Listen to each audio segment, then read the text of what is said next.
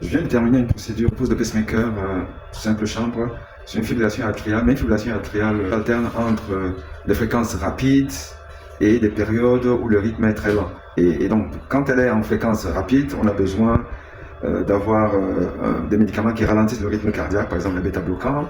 Mais on ne peut pas donner les bêta-bloquants aux patients qui ont des fibrillations atriales alternant le rythme rapide et le rythme lent, parce que si vous donnez les bêta-bloquants, vous allez davantage ralentir les phases de ralentissement.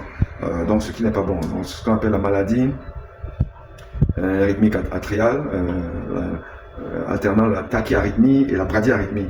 Donc ce qu'on fait dans ce cas, c'est qu'on donne en général des médicaments qui vont ralentir, mais après avoir implanté un pacemaker. Donc on implante un pacemaker, ce qui évite la phase de ralentissement, et on peut donner un antiarythmique pour ralentir. Ou alors on va couper le nœud auriculo-ventriculaire, ce qu'on appelle une modulation du nœud auriculo-ventriculaire, pour éviter donc les phases rapides. Donc, ce qui veut dire que le patient devra devenir dépendant de la fibrillation atriale, dépendant du stimulateur cardiaque, donc ça va stimuler tout le temps, puisqu'il n'y a plus la commande de l'étage atrial vers l'étage ventriculaire. Donc c'est le pacemaker qui prend la commande et va donc stimuler en permanence.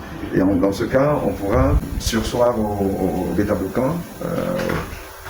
Mais si on ne donne pas, si on ne coupe pas le nœud auriculo-ventriculaire, on va donc donner un bradycardisant, donc le bêta-bloquant, ce qui va permettre de ralentir. Donc là, on a mis le pacemaker et secondairement, on va décider soit on donne un bêta-bloquant, soit on ablate le nœud auriculo-ventriculaire. Donc voilà un peu comment est-ce qu'on traite les bradytachycardies, les tachyarrhythmies.